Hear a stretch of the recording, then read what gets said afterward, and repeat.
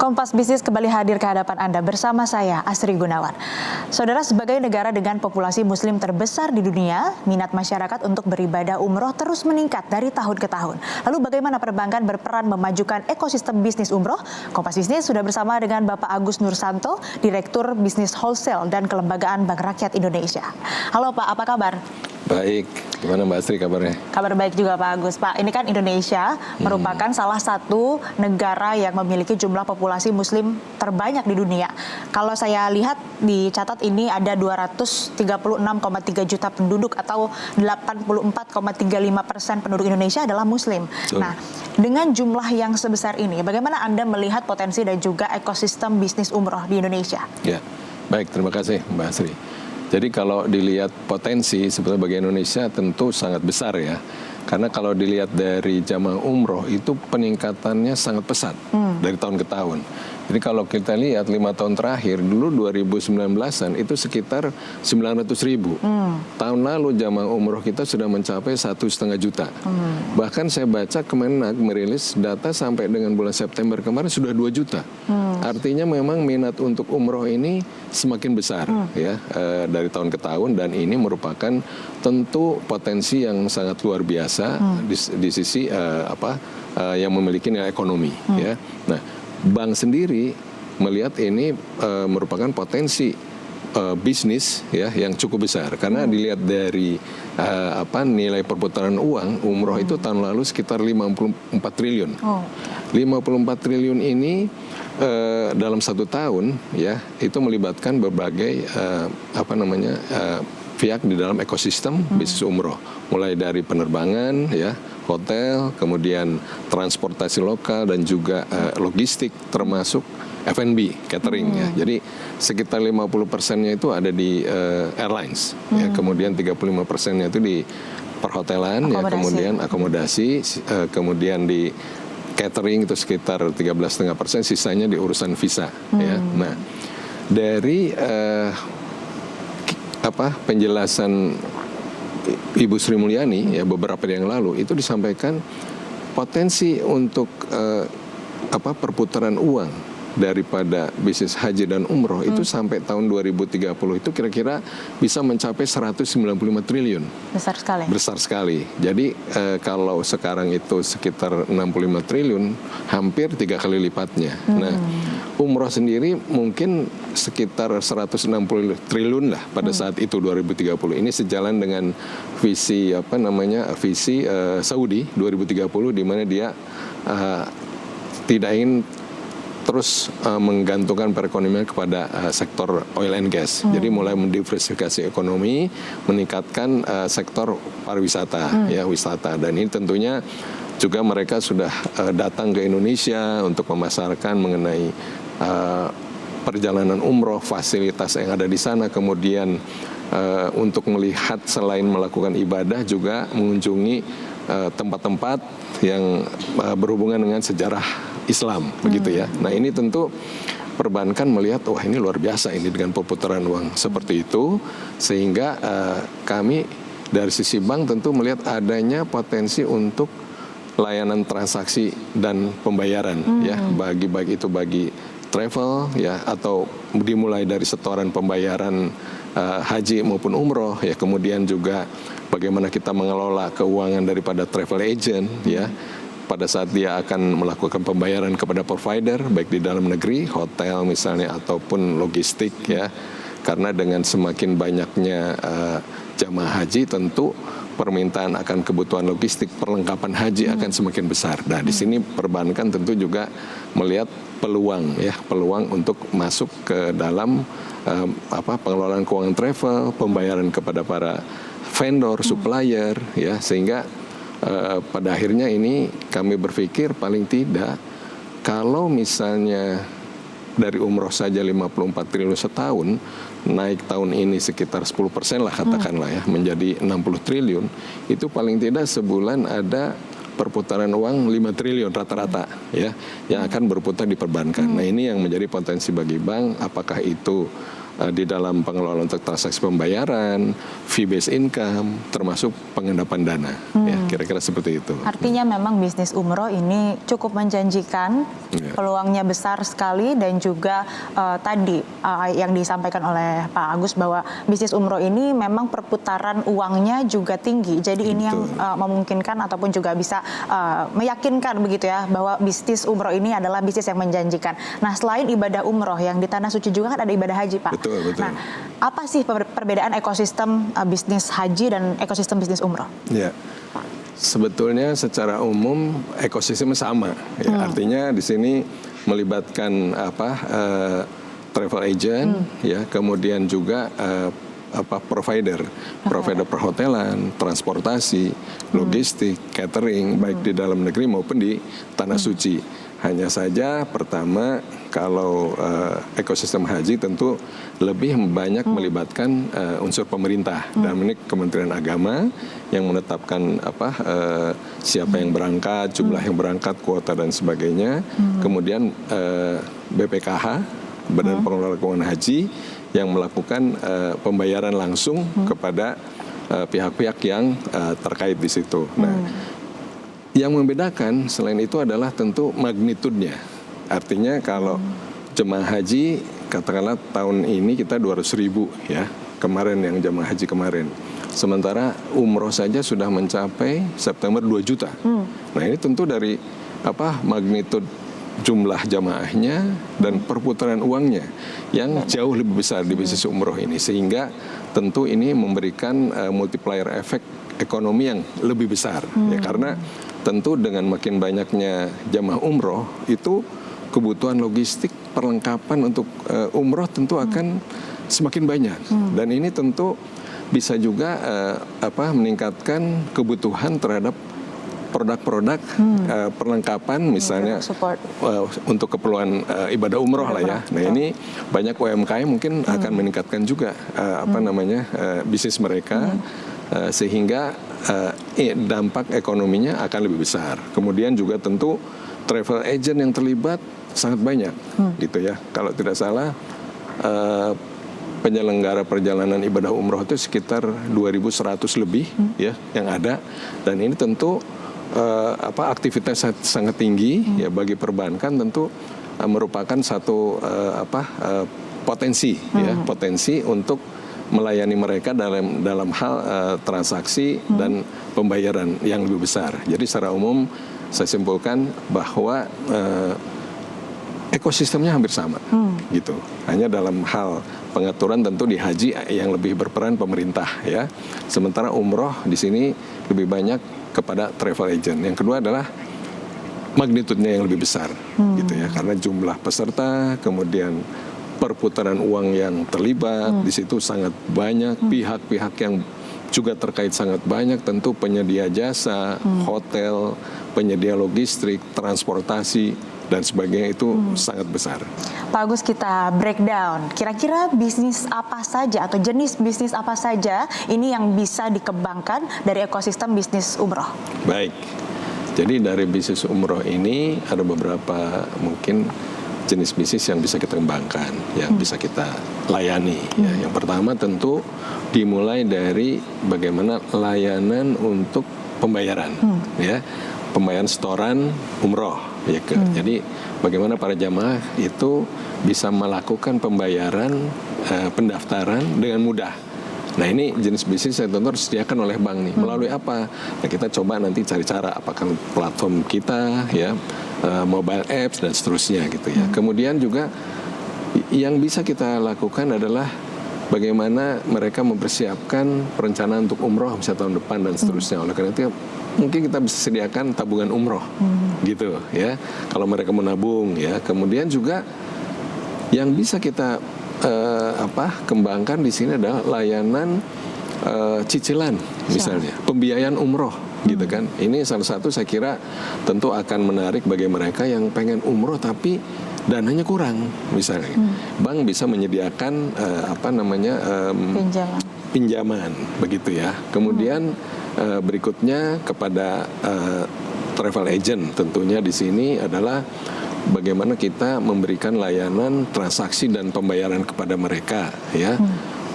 Bisnisnya bisa dari bank, tentu bisa memberikan layanan pinjaman misalnya, kebutuhan modal kerja ya bagi mereka, atau dana talangan, katakanlah travel harus di depan 100 misalnya gitu, 100 kamar harus dia booking, sementara yang daftar baru beberapa misalnya dia, tapi dia yakin bahwa ini sudah antri sudah banyak nih, butuh pembiayaan dana talangan dari bank.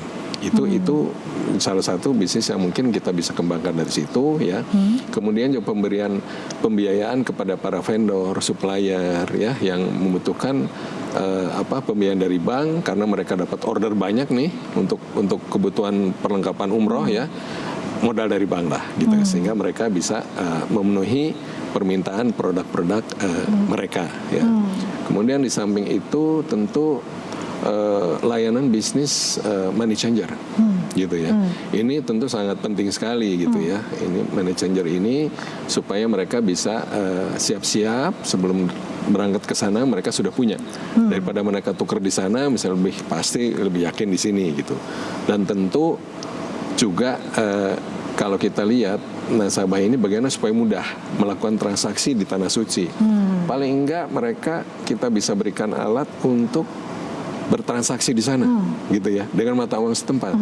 Ngambil uang di ATM supaya mudah gimana? Harus ada alatnya tuh ya. Paling enggak misal kartu debit gitu, kemudian kartu kredit misalnya kayak gitu. Itu bisnis-bisnis yang tentu akan membantu para jamaah umroh ini menjadi lebih mudah.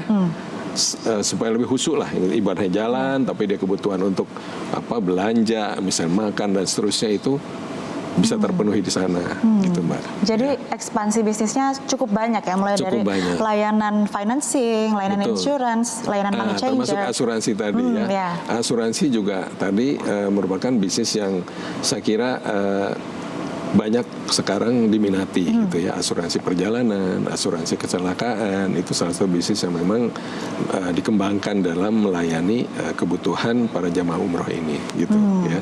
Tadi ya layanan satu lagi yang belum saya sebut ini adalah layanan platform digital yang juga ini merupakan salah satu jenis bisnis yang merupakan ekspansi begitu dari bisnis ekosistem bisnis umroh. Nah, kira-kira apa saja peran BRI dalam ekosistem bisnis umroh dan juga produk support apa saja yang dikeluarkan oleh BRI? Kita akan membahasnya bersama Pak Agus, tapi setelah jeda. Tetap bersama kami.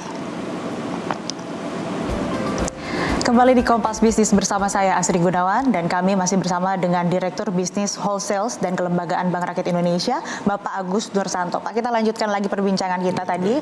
Kan BRI juga tentu pasti punya peran dong dalam ekosistem bisnis haji dan umroh. Itu apa saja Pak? Lalu produk support terhadap ekosistem bisnis haji dan umroh dari BRI apa saja?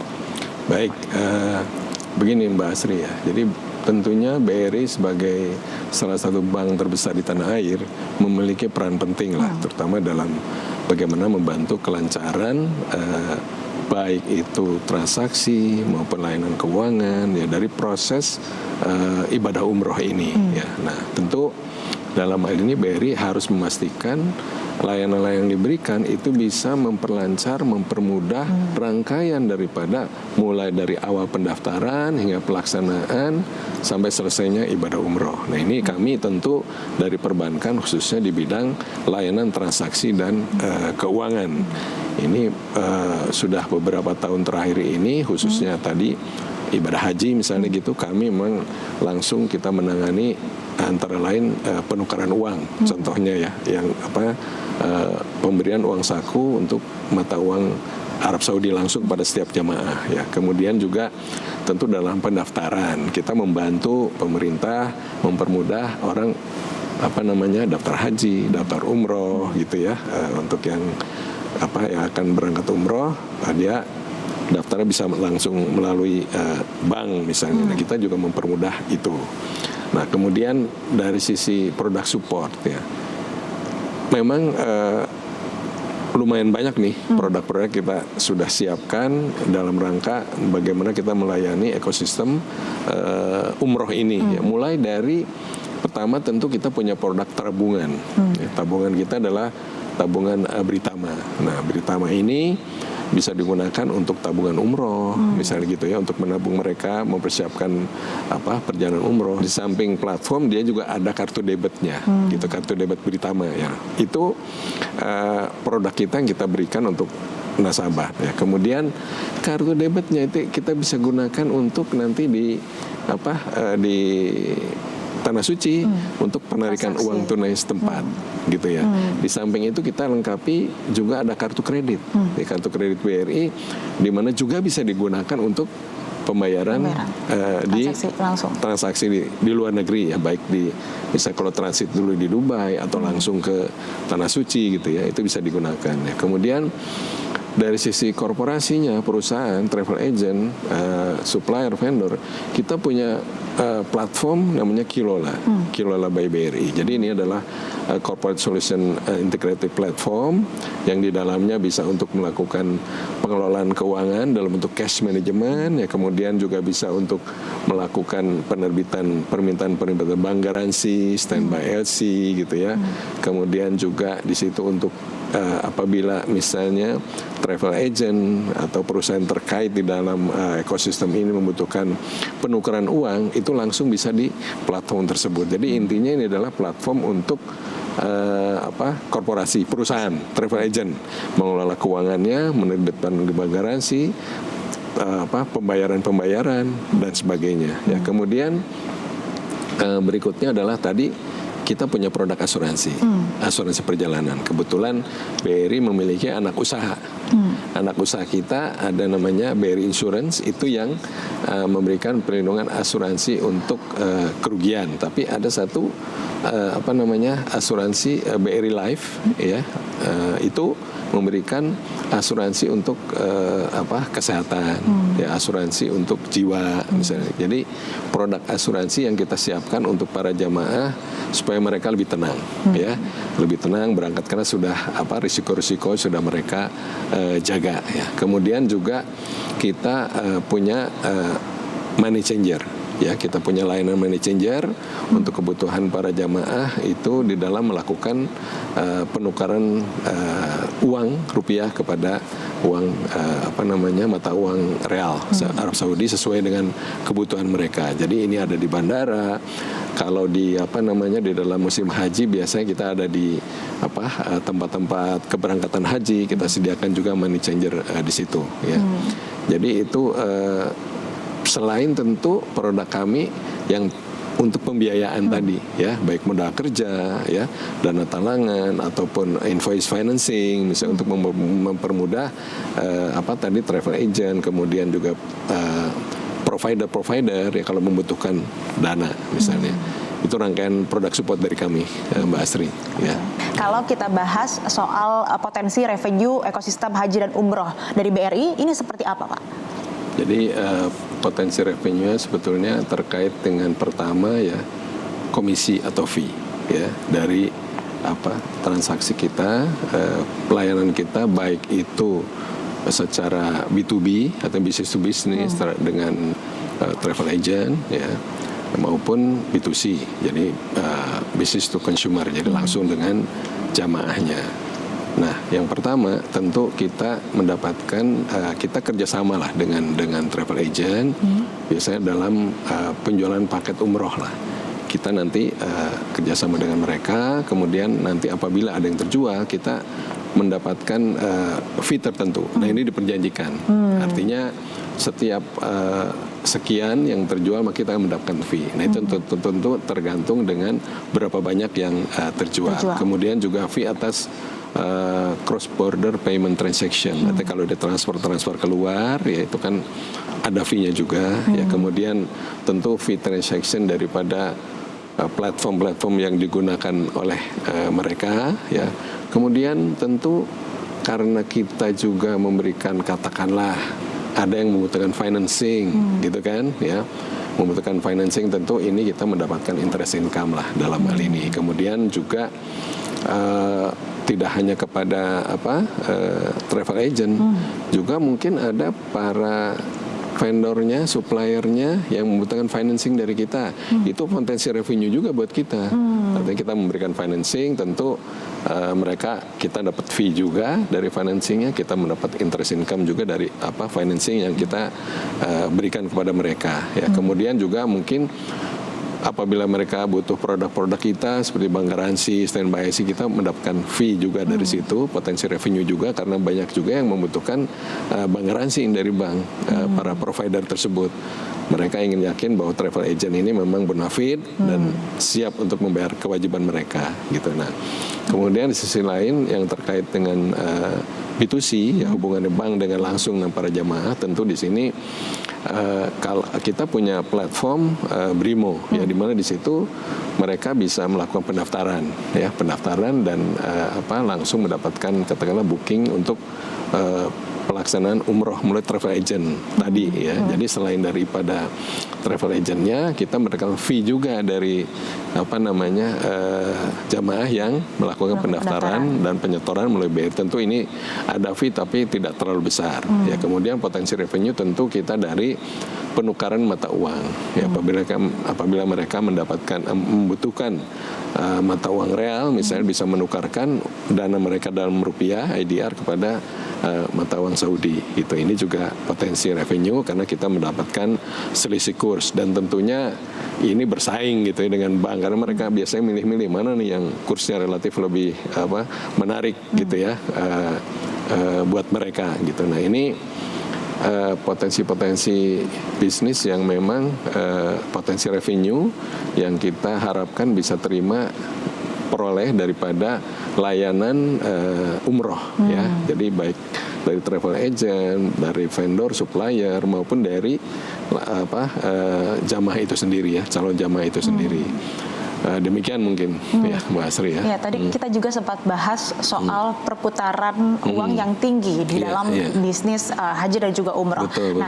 Kalau yang dilakukan oleh BRI, mekanisme perputaran uang di bisnis haji dan umroh itu seperti apa? Nah, jadi di sini ada beda haji dan umroh gitu. Kalau haji memang kami hanya sebagai penerima setoran saja, setoran dari jamaah yang nanti akan langsung distorkan ke BPKH, Badan Pengelola Keuangan Haji gitu ya. Jadi siklusnya hanya terima kemudian langsung distorkan gitu ya. Nanti yang melakukan pembayaran itu adalah BPKH langsung, dan BPKH kebetulan dananya sudah tidak di bank konvensional lagi, dia adanya di bank syariah gitu. Jadi dia yang melakukan pembayaran. Jadi proses pengelolaan keuangan haji itu langsung dari BPKH dengan bank yang ditunjuk gitu. Dalam hal ini umumnya bank syariah. Nah, kalau umroh ya memang dari calon jamaah langsung daftar ke travel, kemudian dananya tentu akan masuk ke sistem perbankan gitu ya. Entah bank travel agent ini banknya mana dan seterusnya gitu kan, akan masuk ke sistem perbankan.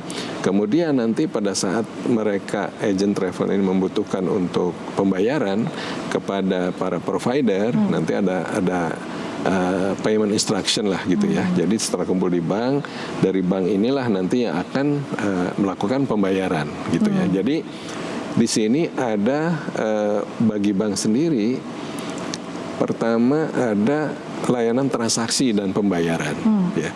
Tapi di samping itu juga ada dana yang mengendap. Gitu. Jadi tidak seluruhnya uang itu akan habis gitu ya. Karena travel agent juga pasti ada margin dan ada kebutuhan yang mereka harus penuhi jangka pendek. Biasanya mereka sediakan balance tertentu di rekeningnya. Jadi ada sebagian dana itu yang mengendap di bank lah gitu untuk kebutuhan mereka gitu. Jadi siklusnya dari jamaah masuk ke travel yang ada di perbankan, nanti pembayaran. Nah, ini kan berlangsung sepanjang tahun nih gitu kan. Jadi kalau dikatakan tadi tahun 2023 perputaran uang umroh itu 54 triliun. Nah, itu kan sepanjang tahun. Jadi kalau kita rata-rata lah katakanlah sebulan sekitar 4,5 triliun tuh akan berputar tuh, masuk ke bank, keluar gitu terus gitu ya. Nah, ini kalau bank melihatnya memang salah satunya adalah potensi pengendapan dana gitu ya, yang bisa nanti digunakan oleh bank untuk melakukan aktivitas perbankan. Kurang lebih seperti itu, Mbak Asri. Terakhir Pak Agus, bagaimana komitmen BRI dalam mendorong pertumbuhan bisnis haji dan juga umroh di Indonesia? Ya, tentunya BRI dalam hal ini memiliki komitmen untuk memberikan layanan sebaik-baiknya ya kepada para jamaah tentunya dan ekosistem bisnis haji dan umroh secara umum. Jadi tentu ini dilakukan melalui penawaran produk-produk kami, layanan yang excellent, kemudian inovasi dalam produk-produk kami, mulai dari kita berikan produk digital Brimo misalnya, kemudian juga platform Kilola ya, kemudian layanan untuk financing, bank garansi, standby LC, kemudian money changer dan sebagainya. Tiada lain itu adalah komitmen kami di dalam membantu untuk bagaimana proses daripada layanan kepada jamaah umroh maupun haji ini bisa semakin mudah terlayani, di mana kami selalu berusaha untuk memberikan yang terbaik ya kepada para stakeholders ya, tentu khususnya dalam hal ini adalah yang terlibat di dalam ekosistem bisnis haji dan support ya, umroh, baik itu jamaah, travel, provider ya, dan stakeholders. Ini yang akan terus kami perkuat komitmen kami. Semoga ini bisa memenuhi harapan daripada stakeholders ya, mulai di jamaah sampai kepada para travel agent, provider dan pemerintah secara khususnya tentunya. Demikian. Ya, tentunya peran perbankan ini sangat penting dalam ekosistem bisnis umroh dan juga haji. Tadi disebutkan ada platform-platform digital yang bisa memudahkan mulai dari proses pendaftaran, pembayaran, pelaksanaan bahkan sampai selesai. Ini yang juga menjadi peran dari BRI begitu ya, memberikan kontribusi untuk kemudian memberikan kemudahan, fleksibilitas dan juga keefektifan bagi calon jemaah haji. Dan terima kasih Bapak Agus Nursanto, Direktur Bisnis Wholesale dan Kelembagaan Bank Rakyat Indonesia telah bergabung bersama kami di Kompas Bisnis. Sehat selalu Pak. Ya, sama-sama. Sukses.